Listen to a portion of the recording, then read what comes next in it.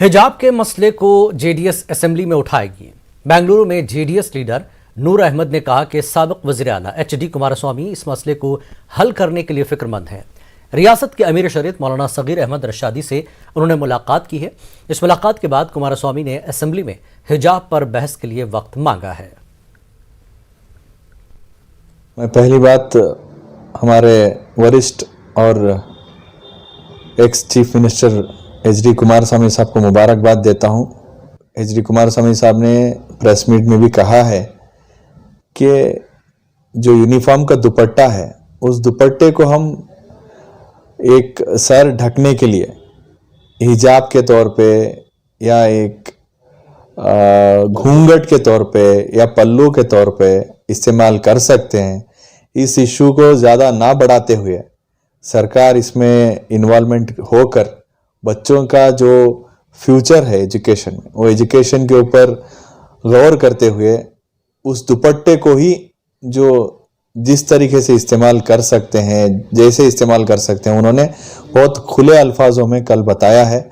उसके लिए मैं मुख्यमंत्री हमारे एक्स एचडी कुमारस्वामी साहब को मुबारकबाद देता हूं और आगे आने वाले दिनों में हर कौम के मामले के लेकर हमेशा से रहे हैं और आगे भी आने वाले दिनों में वो साथ में रहेंगे। कर्नाटक हुकूमत गुजरात की डगर पर चलने का इरादा रखती है। जराये के मुताबिक कर्नाटक के स्कूलों में भगवत गीता की तालीम देने का मंसूबा बनाया जा रहा है। महकमे तालीम अखलाकी तालीम के तहत भगवत गीता की तालीम देने का मंसूबा बना रही है। इस ताल्लुक से फैसला लिया जा सकता है। रियासती हुकूमत के इस मंसूबे पर अपोजिशन कांग्रेस ने रद्दमल जाहिर किया है। कांग्रेस का कहना है कि अखलाकी तालीम के बाब में तमाम मज़ाहिब की किताबें तलबा को पढ़ाई जानी चाहिए। कांग्रेस लीडर के रहमान खान का कहना है कि नई तालीमी पॉलिसी में हिंदुत्व की पॉलिसी का अहाता किया जा रहा है। You see, I saw the statement of Karnataka Primary Education Minister, Mr. Nagesh, and he has said they are on the line of Gujarat. They are going to introduce Gita in the syllabus. There is nothing wrong if they prescribe a epic, a religious book, religious. But at the same time, India is a country of diversity with several religions, and it is a cradle of several religions. And every religion's book teaches dharma only. No book. So you cannot just say that it is only Gita which teach dharma and Indian culture. Other religious books also teach us the same thing. So in all fairness, all books, religious books, should be taught to the students to inculcate the culture. So it is they have a vested interest. See, BJP, in fact, I have told this when I was member of parliament, when the new education policy was draft was brought, I showed in the parliament. मरकजी वजारत अक़लियती उमूर की मरकजी वक्फ council की meeting Delhi में हुई। ये meeting central वक्फ council के chairman और मरकजी वजीर अक़लियती उमूर मुख्तार अब्बास नकवी की सदारत में मुनक्किद हुई। मीटिंग में वक्फ काउंसिल और वजारत अक़लियती उमूर के आला अफसरान ने शिरकत की। इस मीटिंग में साल 2021 की सालाना रिपोर्ट जारी की गई। साथ ही वक्फ इमलाक पर कमर्शियल बिल्डिंग के लिए 3 करोड़ 35 लाख रुपए कर्ज मंजूर किए गए। मीटिंग में वक्फ इमलाक के पूरे मुल्क में GIS मैपिंग के काम को तेज करने पर जोर दिया गया। मीटिंग में कौमी तरक्की स्कीम के मुलाजमीन की मुलाजमत में 1 साल की तोसी को भी मंजूरी दी गई, जो हिंदुस्तान की मुख्तलिफ रियासतों के वक्फ बोर्ड्स में तैनात हैं।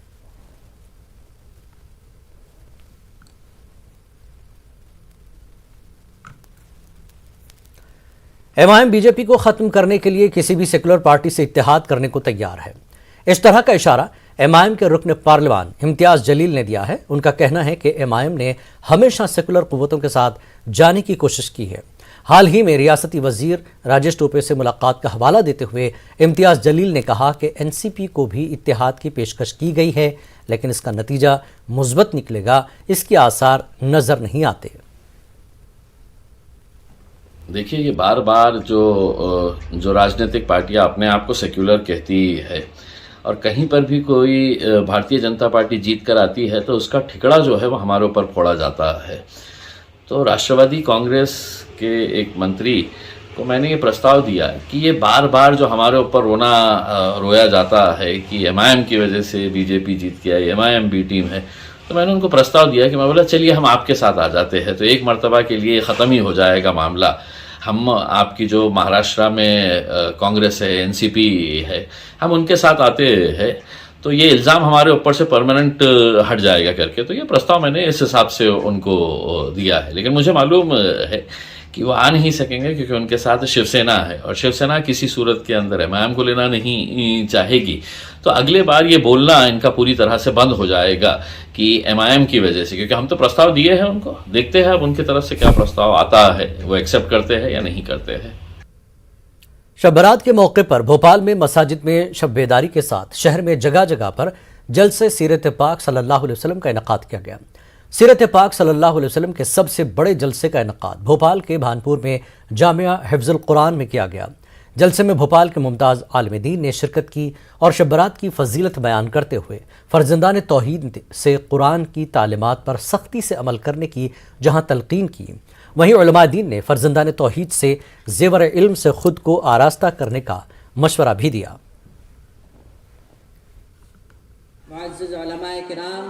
जब यहाँ उलमाए किराम बाकायदा आके तकारीर करते हैं, नसीहतें करते हैं, समझाते हैं, तो उसके अंदर बहुत बड़ा फ़ायदा ये होता है कि वहाँ के सुनने वाले लोगों के लिए कि वो उनके कुरान की नसीहतें सुनते हैं और कुरान की नसीहत सुनने के बाद उस पर जब अमल करेंगे तो दुनिया के अंदर इस्लाहत वैसे ही आएगी और अमन शांति सुकून रहेगा।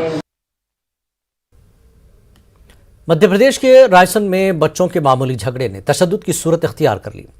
बच्चों के झगड़े को लेकर दो फिरकों के माबैन न सिर्फ झगड़ा हुआ बल्कि कई गाड़ियों को आग भी लगा दी गई।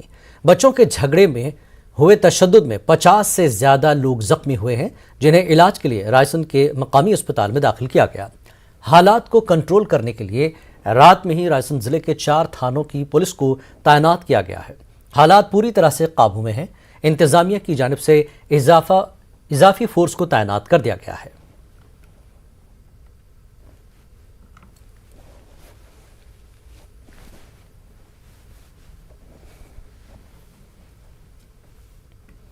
मालेगांव शहर में शब बारात रिवायती तरीके से मनाई गई। गुज़श्ता 2 बरसों से कोरोना वबा और लॉकडाउन की पाबंदियों की वजह से शब बारात पर आम मकामात पर भीड़ भाड़ करने की इजाज़त नहीं थी। इस साल पाबंदियां खत्म हुई तो हज़ारों फर्जंदान तौहीद अपने मरहूमीन की मग़फ़िरत के लिए दुआ के लिए कब्रिस्तान पहुंचे।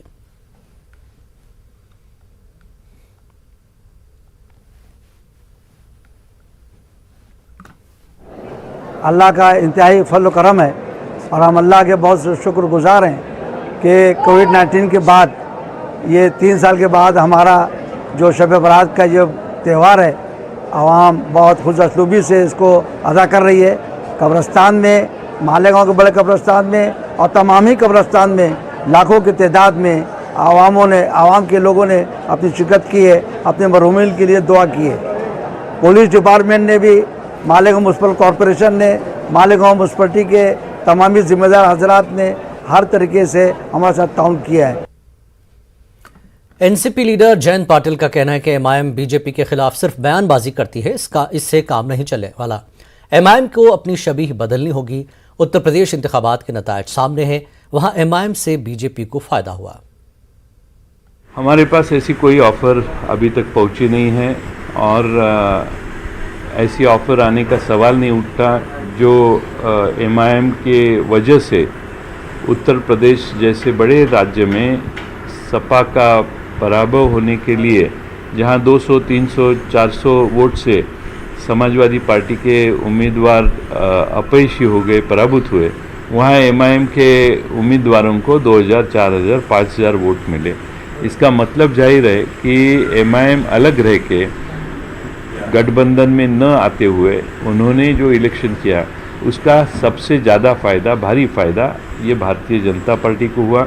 इसीलिए अभी MIM ये बीजेपी की बी टीम है, ये अभी पूरे भारतवर्ष को समझ में आया है।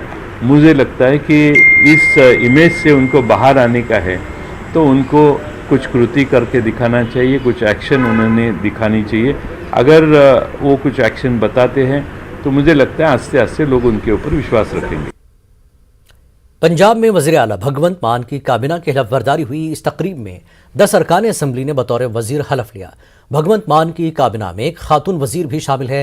पंजाब राजभवन में मुनक्किद होने वाली इस प्रोग्राम में हलफ लेने वाले वज़रा में आम आदमी पार्टी के सीनियर लीडर हरपाल सिंह चीमा नुमाया है। बलजीत कौर इस नई हुकूमत में वाहिद खातून वज़ीर हैं। मैं हरपाल सिंह चीमा ईश्वर ਦੀ ਸਹੁੰ ਚੁੱਕਦਾ ਹਾਂ ਕਿ ਮੈਂ ਕਾਨੂੰਨ ਦੁਆਰਾ ਸਥਾਪਿਤ ਭਾਰਤ ਦੇ ਸੰਵਿਧਾਨ ਦੇ ਪ੍ਰਤੀ ਸੱਚੀ ਸ਼ਰਧਾ ਅਤੇ ਨਿਸ਼ਠਾ ਰੱਖਾਂਗਾ ਕਿ ਮੈਂ ਭਾਰਤ ਦੀ ਪ੍ਰਭੂਤਾ ਅਤੇ ਅਖੰਡਤਾ ਨੂੰ ਬਰਕਰਾਰ ਰੱਖਾਂਗਾ ਕਿ ਮੈਂ ਪੰਜਾਬ ਰਾਜ ਦੇ ਕੈਬਨਿਟ ਮੰਤਰੀ ਵਜੋਂ ਆਪਣੇ ਕਰਤੱਵਾਂ ਨੂੰ ਵਫਾਦਾਰੀ ਅਤੇ ਸ਼ੁੱਧ ਅੰਤਕਰਨ ਨਾਲ ਨਿਭਾਵਾਂਗਾ ਅਤੇ ਮੈਂ ਭੈ ਜਾਂ ਪੱਖਪਾਤ स्नेह या दुर्भावना बिना सब तरह के लोगों के प्रति संविधान और कानून की अनुसारता विच न्याय करांगा। मैं डॉक्टर बलजीत कौर ईश्वर की सौं चुकती हाँ कि मैं कानून द्वारा स्थापित भारत के संविधान के प्रति सच्ची श्रद्धा और निष्ठा रखांगी कि मैं भारत की प्रभुता और अखंडता को बरकरार रखांगी कि मैं पंजाब राज के कैबिनेट मंत्री वजों अपने कर्तव्यों को वफादारी और शुद्ध अंतकरण नाल निभावांगी ਅਤੇ मैं भै ਜਾਂ पक्षपात स्नेह ਜਾਂ दुर्भावना बिना सब तरह के लोगों के प्रति संविधान ਅਤੇ कानून की अनुसारता विच न्याय करांगी। सोनिया गांधी से गुलाम नबी आज़ाद की मुलाकात का सीनियर कांग्रेस लीडर मल्लिकार्जुन खड़गे ने खैर मकदम किया है। पार्टी को मुत्तहद और मजबूत बनाने के लिए साथ मिलकर काम करने की आज़ाद की बात का खैर मकदम किया है। हम पहले से ही ये चाहते हैं कि सभी मिलके पार्टी को मजबूत बनाना और अपनी बात कोई भी बाहर नहीं कहना चाहिए। पार्टी में बहुत से गलतियां होते हैं, पार्टी में बहुत से अच्छे काम भी होते हैं। जो कुछ है पार्टी को मजबूत बनाने के लिए हमारे प्रोग्राम पॉलिसीज आप बता सकते हैं, लेकिन पार्टी में रह के जो पार्टी सोनिया गांधी की वजह से, राहुल गांधी की वजह से मजबूत बनी और लास्ट इलेक्शन में हमने सारे 5 राज्यों में जीते, उस तक सभी ने वाहवाह की। मुंबई के कुर्ला किसाईवाड़ा में पूरी भाजी बेचने वाले एक शख्स ने आपसी झगड़े में गर्म तेल फेंक दिया, जिसकी वजह से एक बुजुर्ग और 7 साल बच्ची जख्मी हो गई। लड़की को साइन अस्पताल में दाखिल कराया गया है। वहीं खानदान का इल्जाम है कि चूनाभट्टी पुलिस ने मामले को संजीदगी से नहीं लिया और मुलजिम बाहर घूम रहा है। हालांकि पुलिस ने इस मामले में 2 लोगों को गिरफ्तार कर लिया है और मुख्तलिफ दफात के तहत मुकदमा दर्ज करके तफ्तीश कर रही है। खबरनामे में एक बार फिर आपका खैर मकदम है। एक ज़हीन की पहचान छोटी उम्र से ही होती है। बायजूस यंग जीनियस सीजन 2 में हमने बहुत से बच्चों से मुलाकात की जिन्होंने छोटी उम्र में ही बड़े बड़े कारनामे अंजाम दिए। इस हफ्ते हम पर्ल कोलवालकर और सिद्धार्थ पिल्लई से मुलाकात करेंगे। For me, home is where the waves are, as the one thing that gives me the most amount of happiness is sailing. Hello, मेरा नाम है Perl Kolwalkar. I'm a national level gold medalist in windsurfing. I also do skiff sailing and kite surfing, and lately I have been pursuing laser sailing. I started off with windsurfing, and that's the thing that actually made me love the sea. Representing India abroad for different events and championships, or even in the Olympics, is not an easy task, as it requires a lot of effort, hard work, focus. But I am determined to represent India, and I really want to win a gold for my country.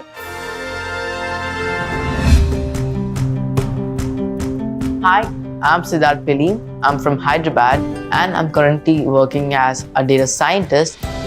I don't see Siddharth as a 14-year-old. I value his decision making. I value his suggestions. So he's almost like any other team member to me now.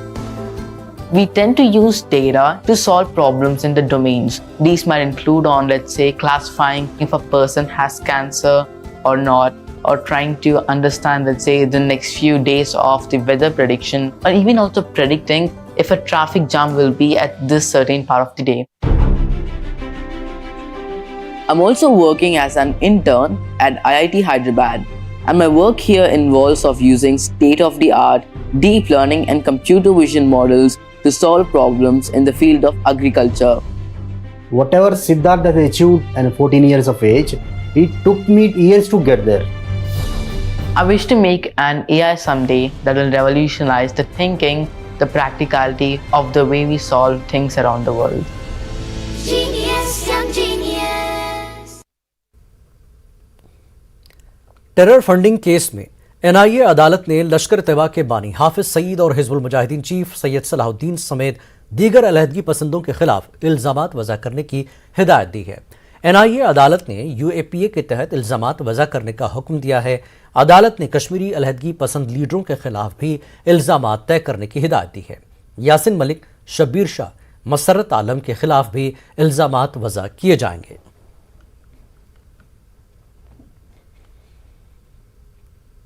Kashmiri पंडितों के कत्लेआम की दोबारा जांच कराने की appeal करते हुए वकील विनीत जिंदल ने सदर जमहूरिया को एक खत लिखा है। विनीत जिंदल ने मामले की दोबारा जांच के लिए एसआईटी तश्कील देने की अपील की है। कश्मीर में 1989 और 90 के दशक में कश्मीरी पंडितों के नरसंहार और विस्थापन का मामला फिलहाल अब राष्ट्रपति तक पहुंच गया है। दरअसल दिल्ली के एक वकील विनीत जिंदल ने प्रेसिडेंट के पास एक लेटर पिटीशन फाइल करके ये मांग की है कि कश्मीरी पंडितों के नरसंहार के मामले को लेकर इस पूरे मामले में एक एसआईटी का गठन किया जाए और इस पूरे केस को दोबारा खोला जाए। सबसे महत्वपूर्ण बात याचिका में यह कही गई है कि उस दौरान कई ऐसे सबूत और तथ्य थे जो दबाए गए थे, लेकिन अब जब कश्मीरी फाइल्स की फिल्में सामने आई और तमाम कश्मीरी पंडितों का दर्द सामने निकल कर आया है तो इसमें जांच का दायरा भी बढ़ा है। तो ऐसे में सरकार जांच को लेकर आगे बढ़े।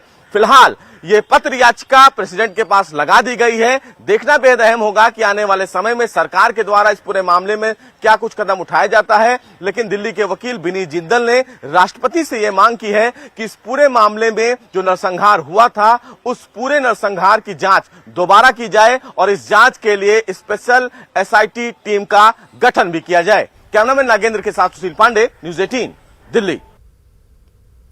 मरकजी वज़ीर दाखिला अमित शाह ने सीआरपीएफ यानी सेंट्रल रिजर्व पुलिस फोर्स के 83वें यौम तासीस प्रोग्राम से खिताब किया। अमित शाह ने कहा कि 2014 के बाद से जम्मू कश्मीर में हालात बेहतर हुए हैं। उन्होंने कहा कि वादी में दहशतगर्दी पर लगाम लगी है। अमित शाह के जम्मू दौरे का आज दूसरा दिन है। मित्रों, आज एक कार्यक्रम जम्मू कश्मीर में रखा है, तब मैं निश्चित रूप से जम्मू कश्मीर की स्थिति का भी बात करना चाहूंगा। 2014 में नरेंद्र भाई देश के प्रधानमंत्री बनने के बाद जम्मू कश्मीर की स्थिति में इतने कम अंतराल के अंदर बहुत बड़ा परिवर्तन आया है। सबसे पहली बात, जम्मू कश्मीर में लोकतंत्र को गांव तक पहुंचाने की शुरुआत हुई है। आज जम्मू कश्मीर के लिए और देश भर के लिए गर्व की बात है, 33,000 से ज्यादा प्रतिनिधि ये लोकतंत्र का हिस्सा बना है। हर गांव में पंच सरपंच गांव को विकास के रास्ते पर आगे ले जा रहे हैं। तहसील पंचायतें बनी हैं, जिला पंचायतें बनी हैं। लोकतंत्र को जमीन पर पहुंचाने में आज नरेंद्र मोदी सरकार को बहुत बड़ी सफलता मिली है। मित्रों, इसके साथ ही धारा 370 हटाने के कारण दलितों, पिछड़े वर्ग, महिलाओं और पहाड़ी लोगों को एक प्रकार से जो विकास की प्रक्रिया से कहीं न कहीं कटे हुए थे, नए कानूनों के तहत इन सबको समाहित करते हुए सर्वस्पर्शीय, सर्वसमावेशक विकास की शुरुआत जम्मू कश्मीर में हुई है। और मैं मानता हूं कि जम्मू कश्मीर के अंदर सबसे बड़ा काम हुआ है जो सशस्त्र बलों की सबसे बड़ी सफलता है कि यहां पर आतंकवाद पर एक निर्णायक कंट्रोल लेने में सशस्त्र बलों को सफलता मिली है। औद्योगिक विकास भी देश की आजादी से लेकर अब तक जितना इन्वेस्टमेंट जम्मू कश्मीर में आया है, हमारे एलजी साहब यहां बैठे हैं, मैं उनको बहुत बहुत मनोज जी को बधाई देना चाहता हूं कि 33,000 करोड़ से ज्यादा का इन्वेस्टमेंट जम्मू और कश्मीर के अंदर जमीन पर उतारने में जम्मू कश्मीर प्रशासन को सफलता मिली है। बहार की आमद है। ये मौसम अपनी खुशगवार फजा और खूबसूरती के लिए सबका पसंदीदा होता है। यूक्रेन के लिए इस बार की बहार कुछ मुख्तलिफ है, लेकिन कीव बाशिंदों के लिए मौसम बहार उम्मीद की अलामत है।